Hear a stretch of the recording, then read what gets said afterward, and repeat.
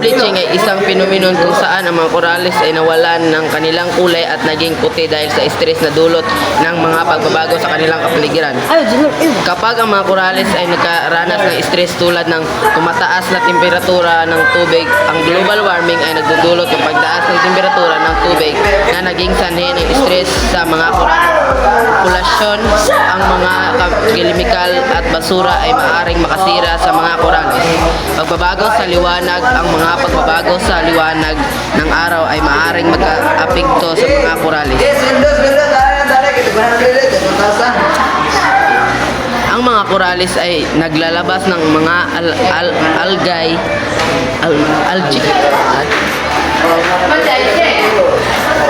Ang mga korales ay naglalabas ng mga algae na nabubuhay sa loob ng kanilang mga tissue na nagbibigay sa kanila ng kulay at nutrisyon.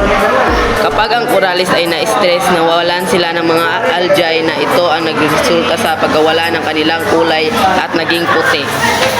Ang coral bleaching ay isang malaking banta sa mga ecosystem ng korales at maaring magdulot ng pagkamatay ng mga korales, pagkawala ng biodiversity, pagkasira ng ekosistema.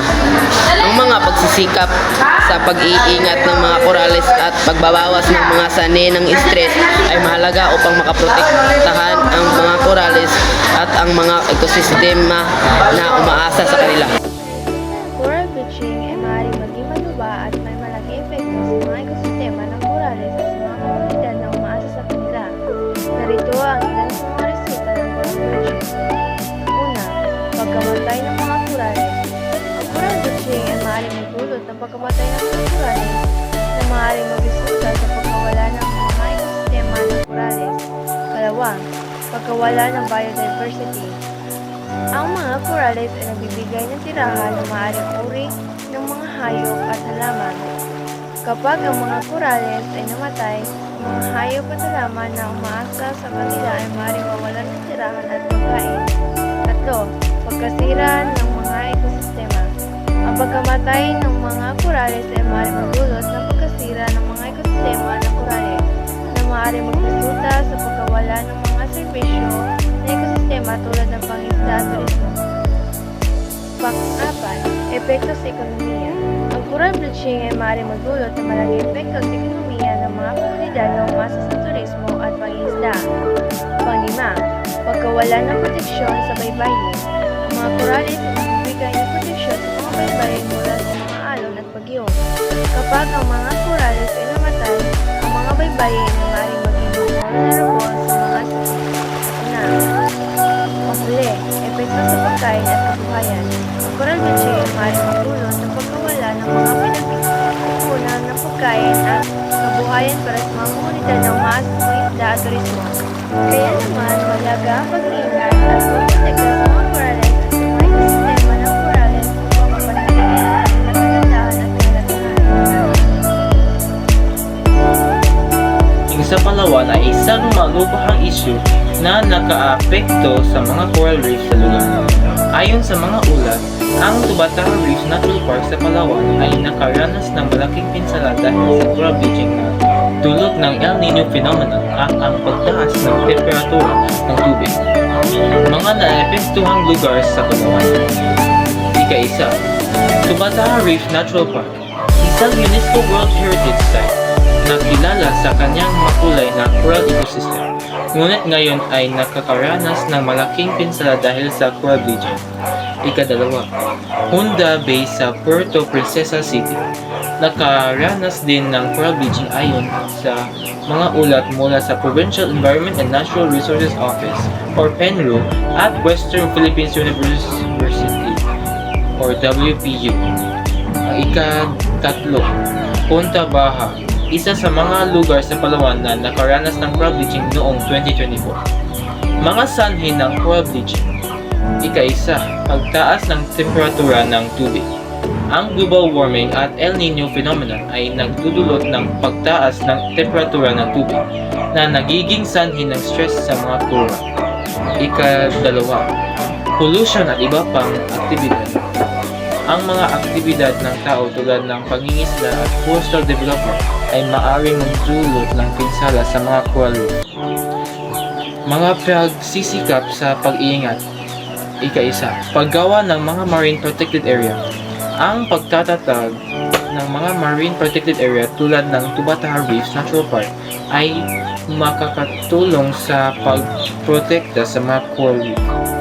And pinaka-last or sa ikadalawa, pagsubaybay sa kalagayan ng mga coral reef.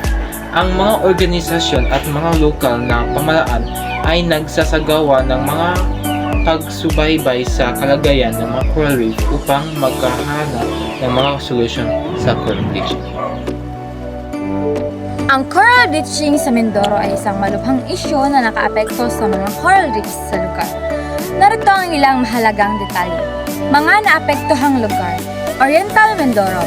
Tinatayang apektado ng oil spill ang 20,000 hectares ng coral reefs, 9,106 hectares ng mangroves at 6,000 hectares ng seagrass beds. Verde Island Passage. Isa sa mga lugar na mayaman sa biodiversity at coral reef, ngunit nanganganib din sa coral bleaching. Mga sanhi ng coral bleaching, pagtaas ng temperatura ng tubig. Ang global warming at climate change ay nagdudulot ng pagtaas ng temperatura ng tubig na nagiging sanhi ng stress sa mga corales. Oil spill. Ang kamakailang oil spill sa Nauchin, Oriental Mindoro ay maaaring magdulot ng pinsala sa mga coral reef. Mga pagsisikap sa pag-iingat. Pagsusubaybay sa kalayaan ng coral reef. Ang organisasyon at lokal na pamahalaan ay nagsasagawa ng pagsubaybay sa kalagayan ng mga coral reef upang makahanap ng mga solusyon sa coral bleaching. Smart Buoy Deployment.